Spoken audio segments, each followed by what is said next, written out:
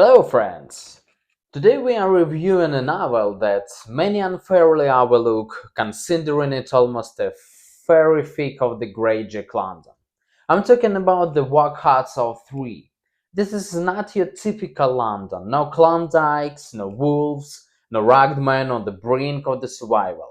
Instead, it's about adventures, treasure, jungles, pirate descendants, and a bit of exotic romance. But once we dive deeper, it becomes clear that this is much more interesting story than just light reading.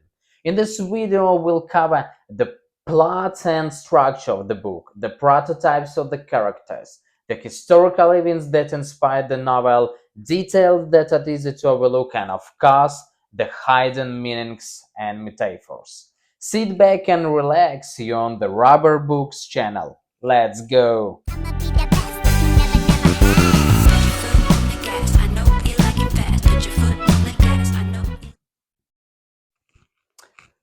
We'll start with a brief summary. Even before the first lines, Jack London himself wrote on the cover, "Hearts of Three is a new approach." I, of course, have never done anything like this before, and I'm absolutely sure that I'll never do anything like this again. The protagonist is a young man named Francis Morgan, a descendant of the pirate Henry Morgan. He's typical representative on New York's Golden Youth in the 1920s. Idle, bored, and rich. But suddenly, fate throws him an unexpected twist. He learns that somewhere in the jungles of Central America, a legendary treasure is hidden.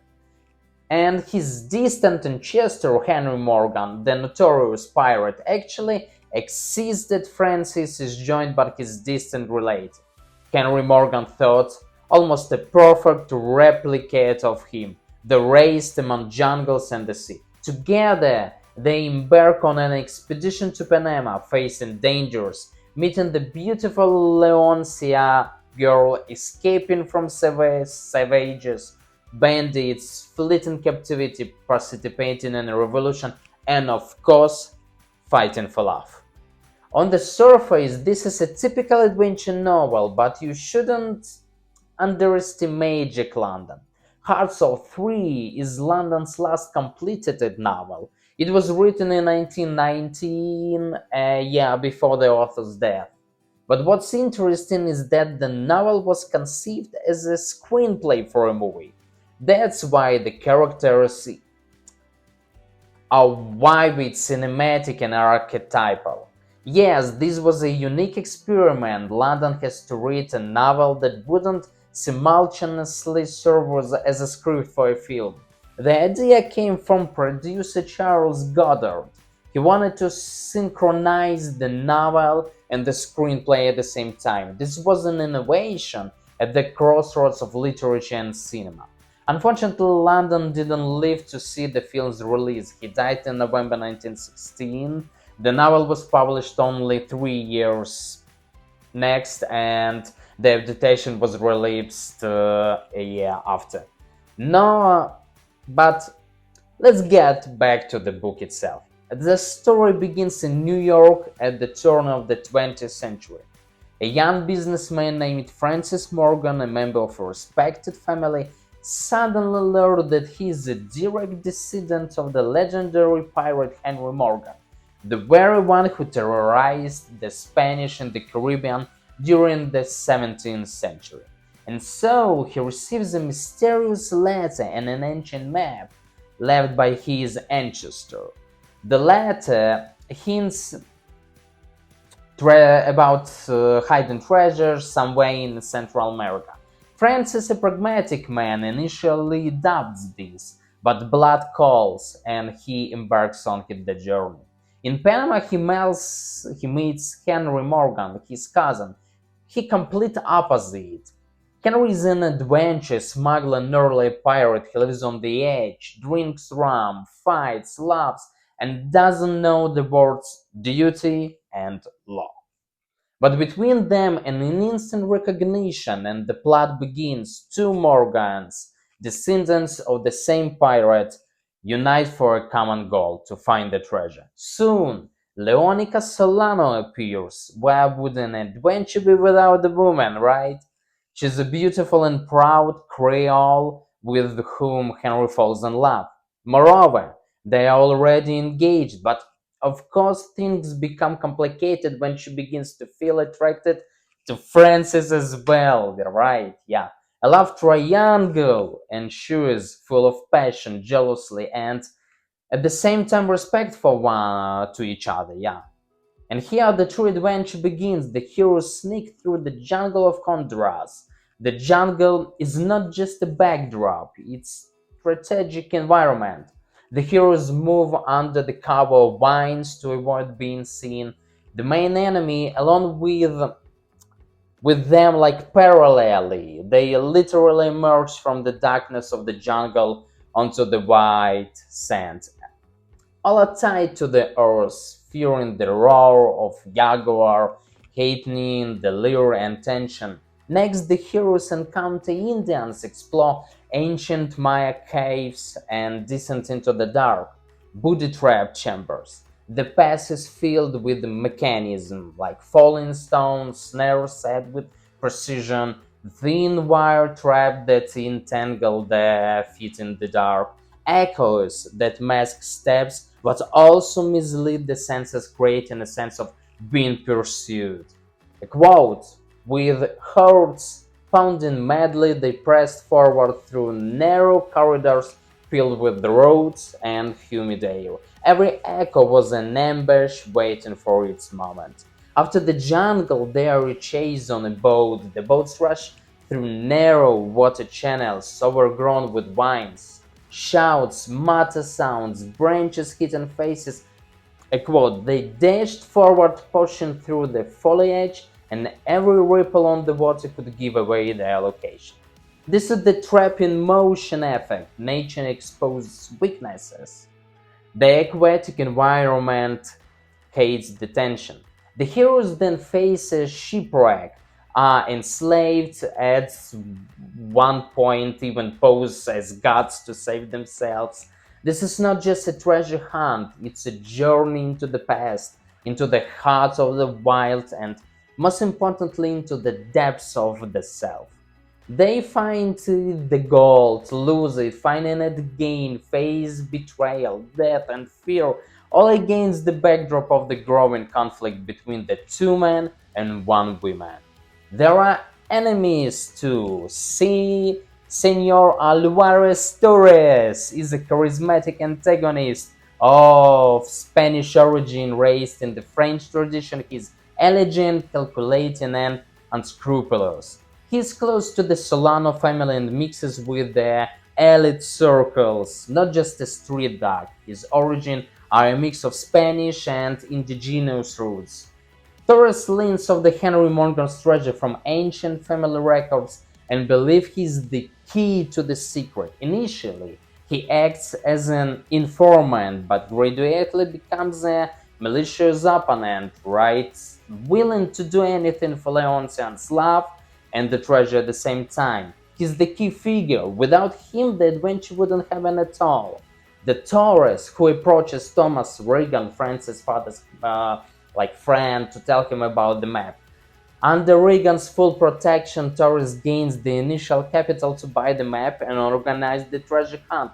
That's how Francis follows Torres' lead. Eventually, sabotage begins. He feeds false information about the treasure's proximity, deceives the expedition, sets ambushes, and even sets fire to Francis, Henry, and Lonsan's camps. He uses his influence, even calling in guards or fabricating arrests. For instance, when he falsely accuses Henry and gets him thrown into prison. After several dangers in the jungle, Torres manages to have Henry Morgan arrested. He fabricates charges for the murder of a European officer recently found dead near their camp. Francis is forced to orchestrate a daring escape to save his friend. Francis decides on a mad escape. He helps Henry by passing him a homemade lockpick through the bars. Like in the classic adventure stories. They slip onto the cool stone, rush down the corridor. The guards hear the noise at the critical moment. Then a shot from forward grabs Henry. Francis grabs Henry's hand, and they race toward freedom. The sound, clanging chains, pounding feet, gunshots, shouting in Spanish. Why is this scene crucial? It's a test of true friendship, worth more than gold and glory. It shows that the heroes are ready to die for each other and risk their freedom and lives for it. Finally, it adds structure to the adventure. It's not just a surge, it's a test of a character. Thus, Alvaro's stories is not just an enemy, he's an ideological symbol. He shows what obsession leads to, he makes the hero's trials real, and he demonstrates the highest values, not gold, but horror, honor, friendship, and love. Character prototypes. Francis Morgan is in a way London himself, a person with two poles, educated yet out of a place. He yearns for the real, for the primal, for the nature. His encounter with the wild version of himself, Henry Morgan thought, is not just with a relative, it's his alter ego. It's the author tried to show like both his parts. The real Morgan was a Welsh corsair from the 17th century who plundered Spanish colonies in the Caribbean, and some parts of his character also are included in our main characters. Leoncia, possibly a more collective image. She embodies the female ideal of the early 20th century, beautiful, determined, yet needing protection.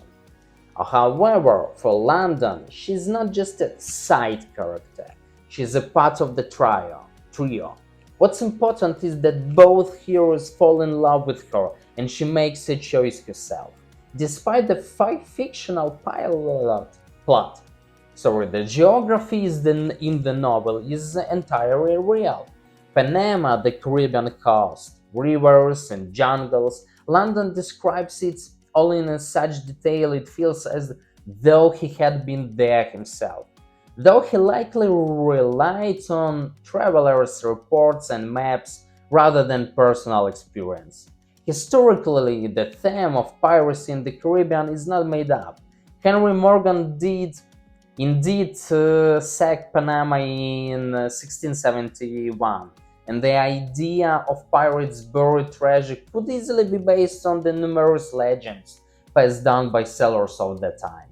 Also, the novel touches on the theme of revolution, the uprising of the locals.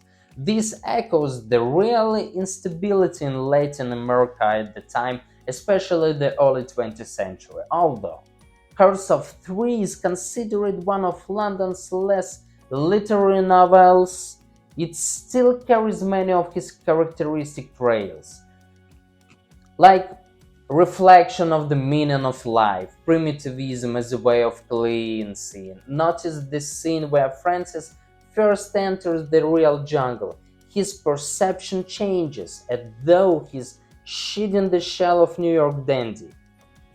And when he gets lost and kills for the first time to survive, it's not just a plot twist, but a metaphor for growing up. The ending is also interesting.